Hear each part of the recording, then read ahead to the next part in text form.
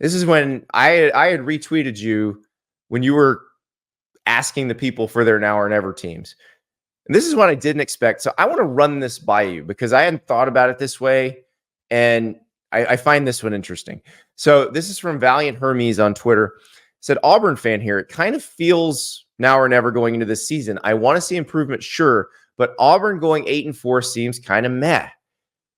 With win the ones you should, pull off a couple upsets, and 10-2 shouldn't be impossible. Like, is it now or never for Hugh Freeze? Because I don't think it is, but I understand where they're coming from on this. I understand where they're coming from. I have a hard time getting behind the logic of win the ones you should and then pull off a couple upsets. It's like, well, so we're asking to take care of business and then also beat teams that were not on paper better than just yet. And when Hugh Freeze got there, on paper, they were nowhere near what they are right now. So to me, year 2 on the Plains is all about, hey, give me something to buy into. Because last year they went 6-7 and landed a top 10 class after losing to New Mexico State.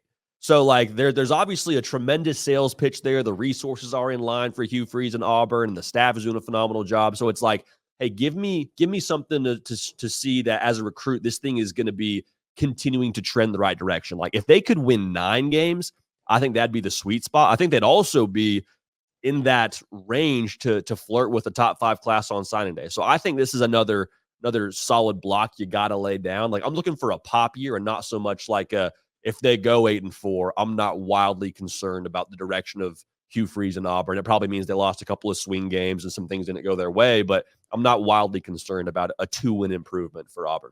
Yeah, and the thing about Hugh Freeze that they're actually probably going to win a game that surprises you. Yeah. Like, that's what Hugh Freeze teams do. But what Hugh Freeze teams historically have also done is lose one that they absolutely shouldn't lose. That was New Mexico State last year. We'll see if there's one of those this year. Like, if they can eliminate that part of it, that's a big improvement. And then throw one win on there that you weren't expecting, all of a sudden you're a 9-3 team. Yeah, I think you're very happy going into 2025 if you're coming off a 9-3. And also if you're 9-3, JD, like, there's been a point in November where you went into some games thinking, all right, we might make the playoff here. Yeah, I mean, the number 13 team last year, and I get that we didn't factor in, the G5 element into our final college football playoff rankings, but LSU was just hanging out there in that 13 spot. If Auburn has a couple of things break their way, like, there will be, whether it's this year or in the next 5 years, the next 10 years, there will be a 9-3 team that makes the college football playoff. Now, 10 years is a bad example because I know we're going to 14, but the bottom line here is a 9-3 team, especially if things break the right way for them and, the right people lose, they could absolutely be in the college football playoff sitting there in that, 11 or 12 spot.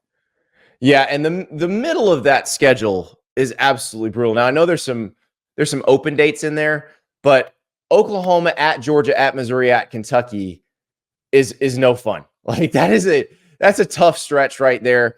They get the open date between Georgia and Missouri, but that is not a stretch that anybody wants to have to deal with. So really how they fare in that stretch will tell you. If they're 2-2 in that stretch, I think you should be very optimistic. If they're better than 2-2 in that stretch, maybe they are a playoff team.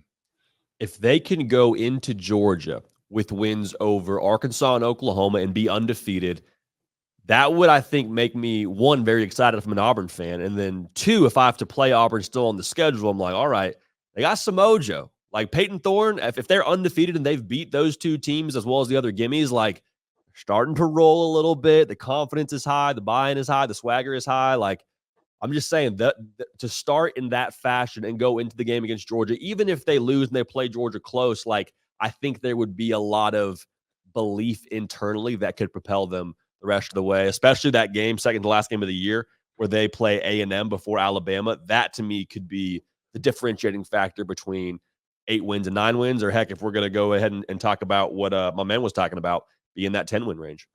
Yeah, now this is a tough schedule.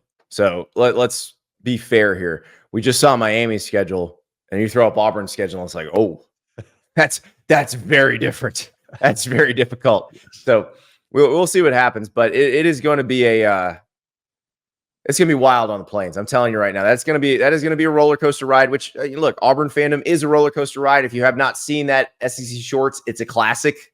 the Auburn roller coaster. Get ready for yet another thrill ride again this season. Thank you so much for watching. Just a reminder, subscribe to this channel right here so you never miss an episode of Andy Staples on 3. And oh, by the way, watch all the other great videos on the On3 Sports YouTube channel.